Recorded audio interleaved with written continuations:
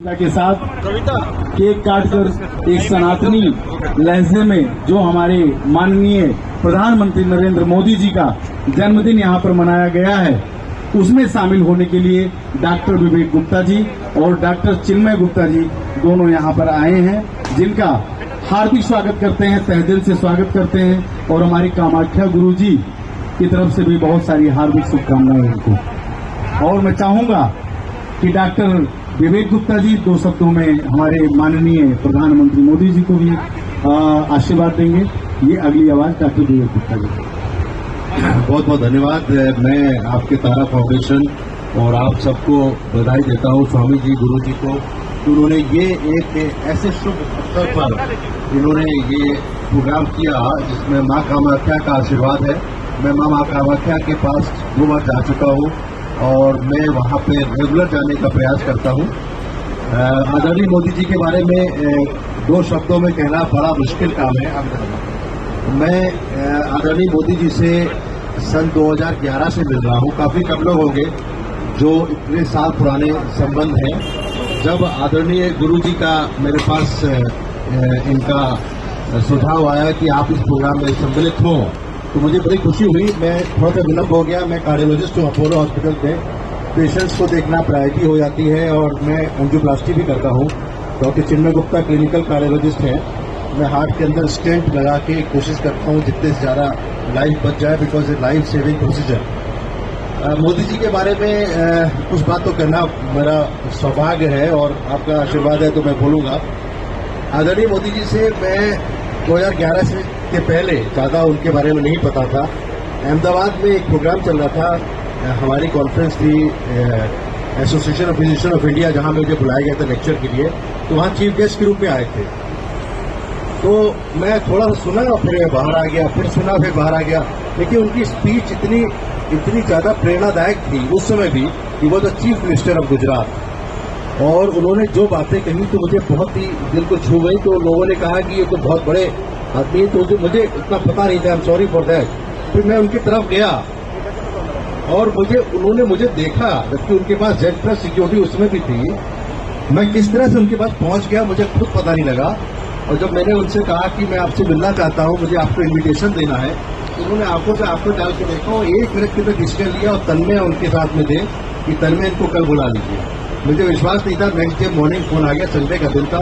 गांधीनगर में उनके जो निवास था कैंप ऑफिस मुख्यमंत्री का, वहाँ पे 45 मिनट तक हम लोग कभी बैठे रहे और उन्होंने चाय, नाश्ता, पानी सब कुछ कराया और फिर पूछा कि आप क्या करना चाहते हैं। तो मैं कई बार सोचता हूँ उसी समय हॉस्पिटल मेडिकल कॉलेज की बात मैं कर लेता अगर गुजरात के लिए, तो उस समय तो he was a king at that time, अभी भी वो किंग ही है। लेकिन हमने ये सब नहीं मांगा। मैंने कहा कि हम कुछ अच्छा काम करना चाहते हैं। तो सबसे इम्पोर्टेंट बात है कि मैंने कहा एक फोटो खिंचवाते हैं आपके साथ। तो मेरे पास M70 कैमरा होता था उल्टा वाला, उस समय सेल्फी कैमरे नहीं थे।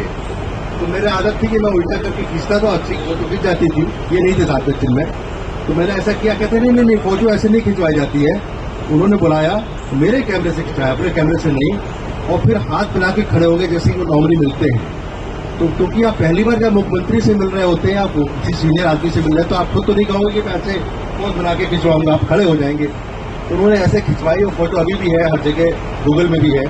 उसके बाद से मोदी जी के साथ मिलना कई बार हुआ।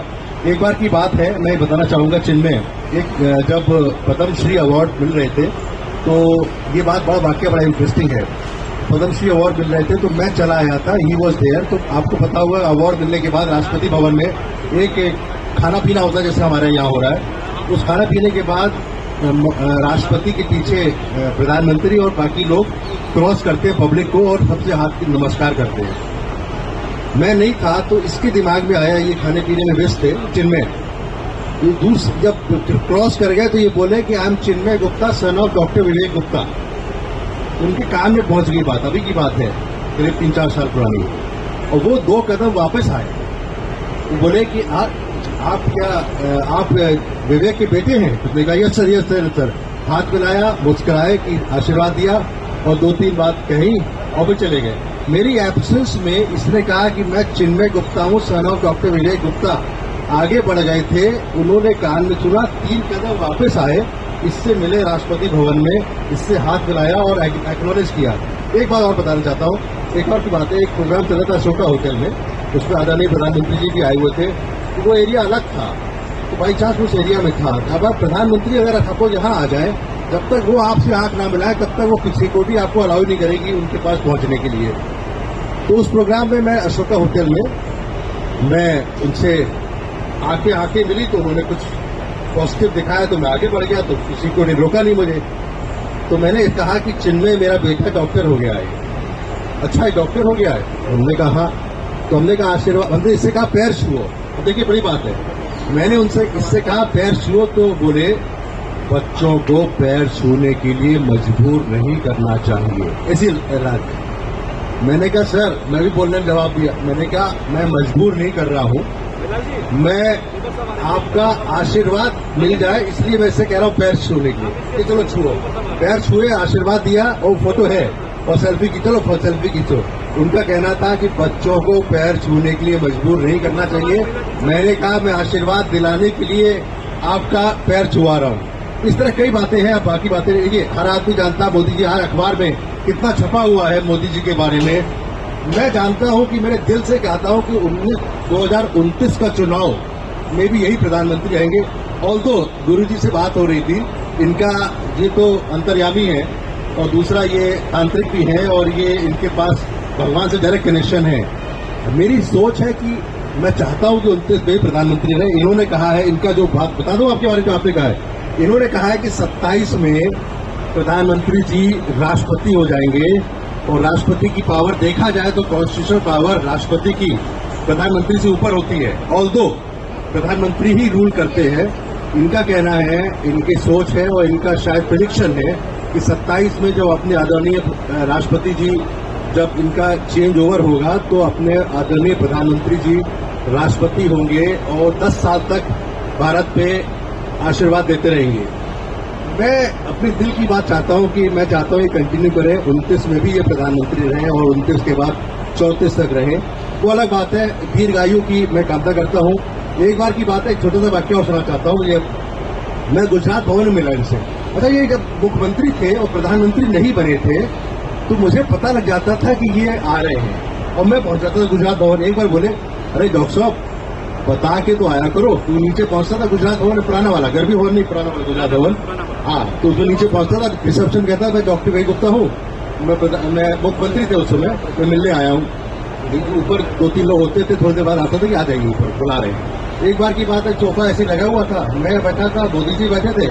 15 मिनट तक मैं बैठा, उसमें केवल 3 बातें हुई। वो कुछ सोच रहे हैं, अच्छा सोचते बहुत है। Modi ji is a very big thinker. उन्हें पता था मुझे कुछ काम तो है नहीं, ऐसे मिलने आया है। वो सोचते रहे, मैं भी सोचता रहा उस तरह में। तो एक बार की बात है, मैं गुजरात भवन गया तो मेरे हाथ में किताब थी। मैं सोचता क्या दूं क्या दूं क्या दूं। तो मेरे हाथ में कॉन्फ्रेंस चल रही थी, किताब थी, उसमें कैप्सूल बने हुए थे, how to prevent heart attack. मैंने कहा यही दे देता हूँ। उनको पकड़ाया मैंने, उनको पकड़ाया, वो किताब कहने लगे, डॉक्टर साहब आप मुझे आप कैप्सूल खिलाओगे। उसमें कैप्सूल बने हुए थे, उस पर मैंने कहा आप जा रहे हैं इस समय हवाई यात्रा में जा रहे थे गुजरात वापस।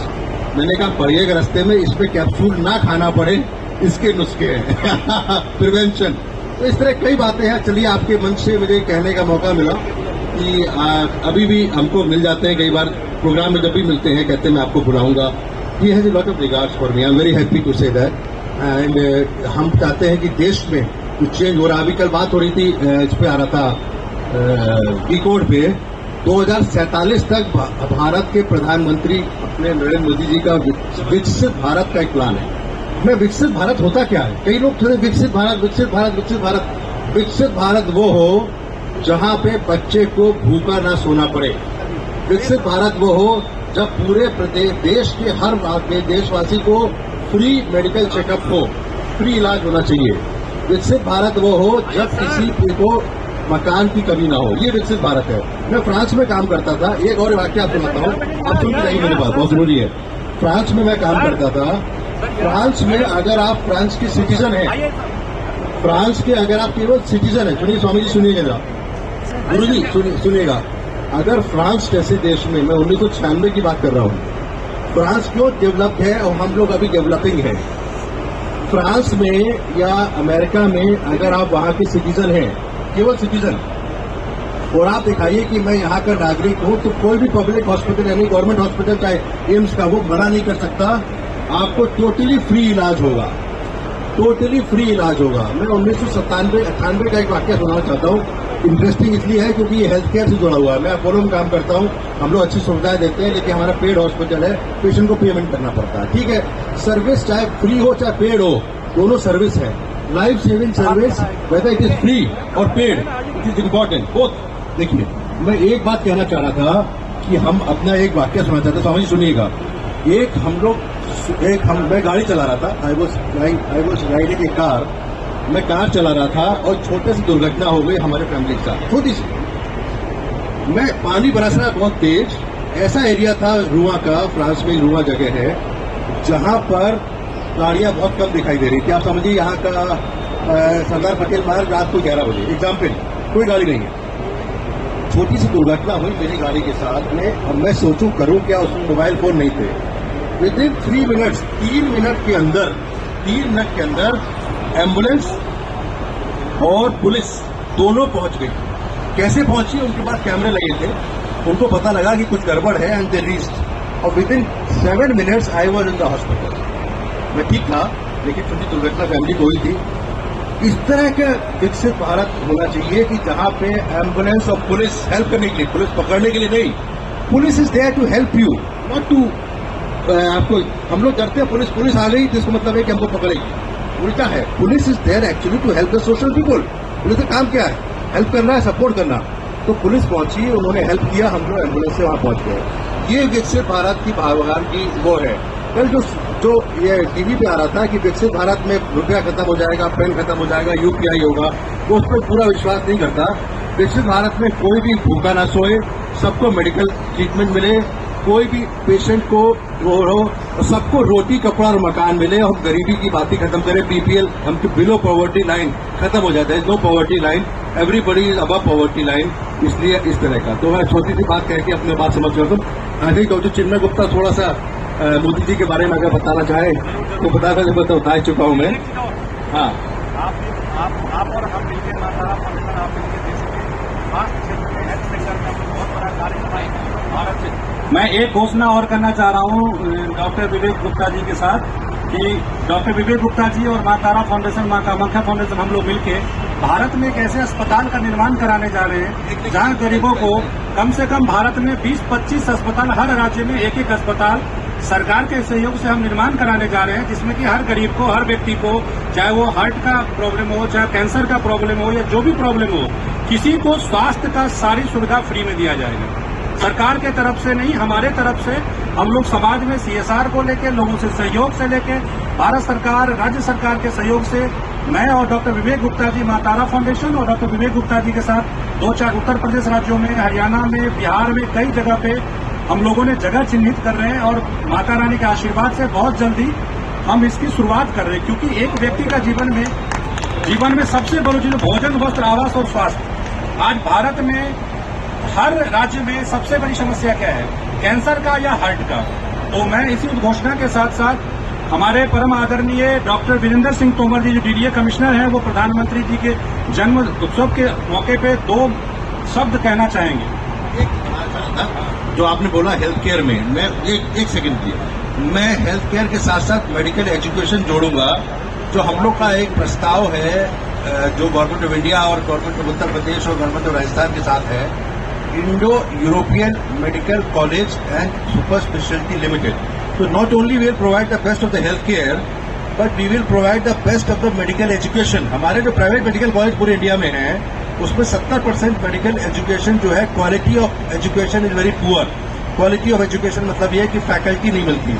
हमारा उद्देश्य है कि quality of medical education should be better than All India Institute of Medical Sciences, better, and health care should be better than Apollo Medanta Max supported. So ये लेके चलेंगे। तो तारा फाउंडेशन के साथ मिलके मैं आज घोषणा करता हूं कि भगवान मां कामाख्या की उससे ये सारा प्रोग्राम होगा, और ये होगा ही होगा, और आदरणीय प्रधानमंत्री मोदी जी की भी आशीर्वाद इस पे है। और मैं आपको एक बात बताना चाहूंगा कि तोमर साहब हमारे 20 साल से इतने सहयोगी भाई हैं कि पूरे दिल्ली में हमें अस्पताल बनाने के लिए अगर जमीन का एप्लीकेशन तो तोमर साहब के पास ही लगाना पड़ेगा। तो इस शुभ मौका पे मैं तोमर साहब से ये प्रार्थना गुजारिश करूंगा कि समाज के लिए, इस दिल्ली के लिए, समुचित हेल्थ व्यवस्था के लिए ऐसा आप हमें दिशा निर्देश और मार्ग प्रशस्त करें, क्योंकि आप दिल्ली विकास प्राधिकरण के कमिश्नर हैं और आप बहुत ही सशक्त, ईमानदार, कद्दावर अधिकारी हैं। तो मैं आपसे ये विनती करूंगा कि आप हमें इस पे मार्गदर्शन करें। आपके बगल में ही बैठे हैं, जमीन ले लीजिए।